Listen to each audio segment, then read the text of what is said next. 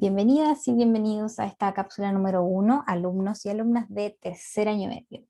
En esta oportunidad vamos a conocer y reforzar, ¿cierto?, algunos contenidos que hemos revisado en estos últimos meses de clases, y esta cápsula, por supuesto, va a ser válida para los cursos donde la profesora Ivonne realiza clases y donde yo, que les habla, Jocelyn Navarrete, también realizo clases.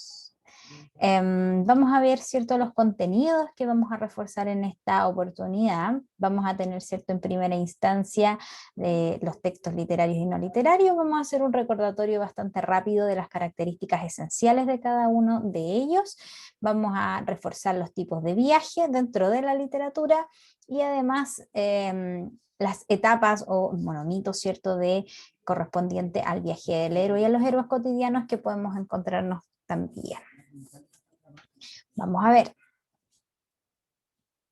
Este mapa conceptual es bastante sintético, es pequeñito, ¿cierto? Pero refleja algunos conceptos que debemos ir manejando. Cuando nosotros hablamos de texto, los vamos a dividir, ¿cierto?, en dos grandes grupos. En los textos no literarios, que son aquellos esencialmente que no tienen ficción, que están basados en elementos de la realidad. Y aquí encontramos, por supuesto, las noticias, las crónicas, los reportajes, entre otros. Nos vamos a fijar en esta oportunidad y vamos a hacer mucho hincapié en los textos literarios. Vamos a trabajar con ellos en esta ocasión, a reforzar estos contenidos y recordarles además que cuando nosotros hablamos de textos literarios, hablamos de textos que poseen ficción y cuyos grandes géneros, ¿cierto?, son los que están mencionados acá. Los textos narrativos que van a ir contando una historia, los líricos que van a expresar sentimientos del hablante y los dramáticos que van a ir representando un conflicto humano. Todo, ¿cierto?, considerando que son ficcionales y que poseen este elemento fundamental dentro de estas tipologías. Cuando nosotros hablamos de héroe, ¿cierto?, un concepto que generalmente conocemos porque hemos visto alguna película o hemos leído algún libro, ¿cierto?, donde está esta figura heroica, nosotros lo vamos a dividir, ¿cierto?, en dos tipos de héroes. Vamos a establecerlo de esa manera, ¿cierto? Generalmente cuando nosotros hablamos de textos literarios y de héroes también literarios, pensamos en un personaje que va realizando hazañas extraordinarias fuera de lo común, ¿cierto? Fuera del comportamiento normal de una persona, va a estar buscando el sentido de su vida o descubriendo su propia identidad, puede ser, por ejemplo, a través de algún viaje o a través de algunas acciones que hace que esté en contacto con otro tipo también de personaje. Y por supuesto, una característica que no puede faltar es que los héroes literarios van a ir satisfaciendo la definición de noble y bueno.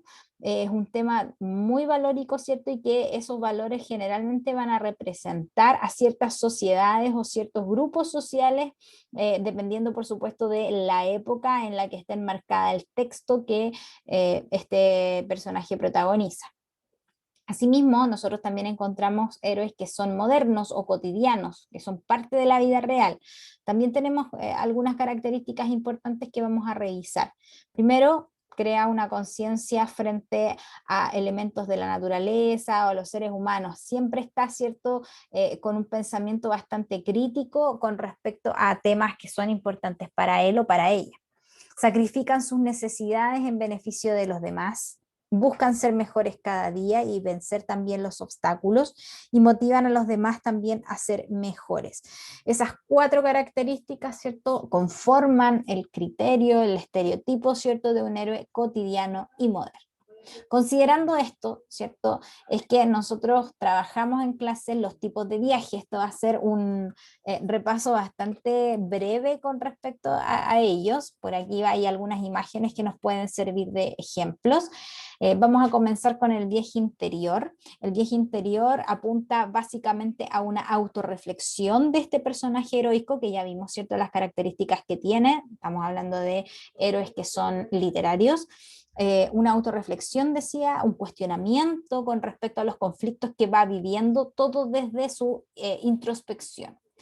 Luego tenemos el viaje por espacios terrestres y lo esencial de este tipo de viajes es el traslado, ¿cierto?, físico de un personaje cuyo objetivo esencial es llegar a un lugar en particular. Luego tenemos los tipos de viaje por espacios extraterrestres, en donde acá hay un concepto fundamental que no puede faltarnos al momento de considerar un texto con este tipo de viaje, que corresponde esencialmente a la ciencia ficción, en donde hay una ruptura de límites, tanto del tiempo y también del espacio, y por supuesto que se visualizan avances tecnológicos que apuntan hacia un futuro.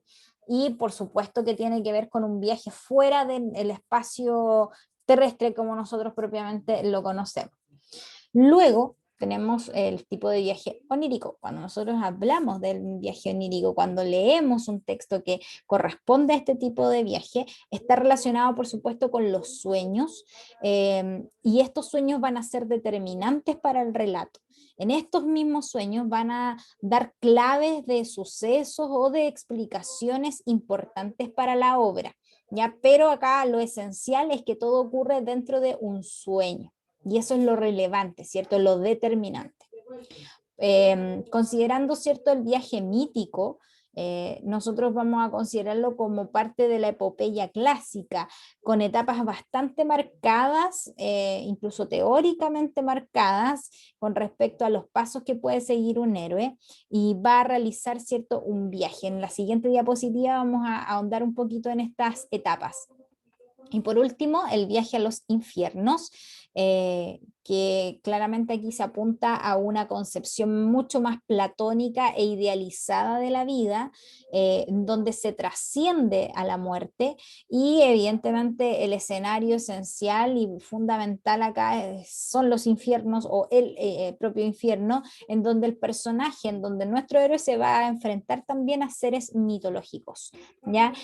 Hay algunos de estos que generalmente van acompañados, como es el viaje interior y además el viaje por espacios terrestres, o también el viaje mítico y el viaje por los infiernos. Generalmente hay uno que predomina mucho más, pero nosotros hablamos de estos que van siempre como en conjunto, ¿ya? Entonces considerar eso también para cuando tengan que analizar algún texto en particular.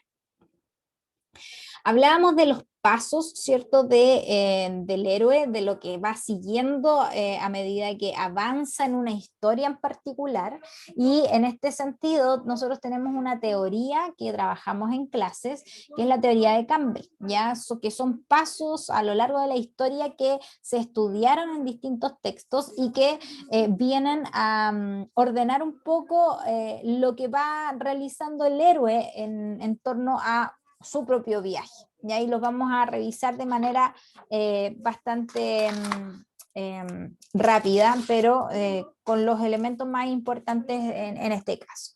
Van a ser 12 pasos, ya después de hacer un estudio bastante exhaustivo, el señor Campbell lo que hizo fue reunir, ¿cierto?, un montón de mitos y de textos en donde pudo observar que habían ciertos pasos que se repetían en los textos a lo largo de la historia, ¿cierto? Tenemos estos 12 pasos.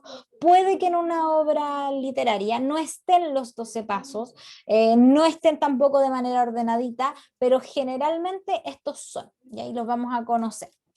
El primer paso, ¿cierto?, que es el mundo ordinario, es para el héroe una situación bastante normal, es todo familiar y estable. Sin embargo, a medida que llega este segundo paso en la vida del héroe, una llamada a la aventura, él se enfrenta a un problema en particular y un desafío que no sabe todavía si asumir o no. En tercer punto, el tercer paso de este héroe es el rechazo a esa llamada. La rechaza generalmente por un miedo, porque tiene miedo a lo desconocido, y generalmente no acepta este llamado a la aventura. En cuarto punto, el encuentro con el mentor, nuestro héroe se va a encontrar con algo o con alguien, y claramente con ayuda de un mentor que generalmente es un sabio o una sabia que lo aconseja, él va a aceptar esta llamada a la aventura.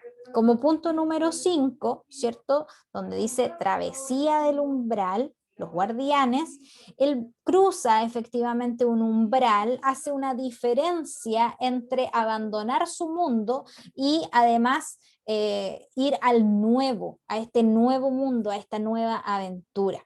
Por lo tanto, en este punto número 5, ¿cierto? Hay una travesía, hay un cambio muchas veces incluso de escenario por parte de nuestro héroe. En el punto número 6 están los aliados, los enemigos y las pruebas, en donde nuestro héroe se va a encontrar también con algunos adversarios que va a tener que enfrentar, ¿cierto? Tiene aliados, tiene gente que lo acompaña, pero también gente o fuerzas que se oponen a su propósito, ¿cierto? Que generalmente tiene que ver con un elixir o un tesoro o una misión que este héroe debe cumplir. Como paso número 7, ¿cierto? El internamiento en la caverna más profunda, nuestro héroe va a tener ya sus primeros éxitos, va también a tener nuevos aprendizajes, nuevas creencias que le van a servir para el futuro dentro de este mismo viaje. Ya en el punto número 8, en el paso número 8, él tiene ya su primera crisis y esta primera crisis generalmente tiene que ver con una prueba de vida, por eso es que aquí se menciona la muerte y la resurrección, una prueba de vida en donde está muy cerca, por supuesto, de la muerte, pero generalmente se apropia se empodera de los conocimientos que va recabando, ¿cierto? Y sale de esta problemática, de esta crisis a la cual se enfrenta.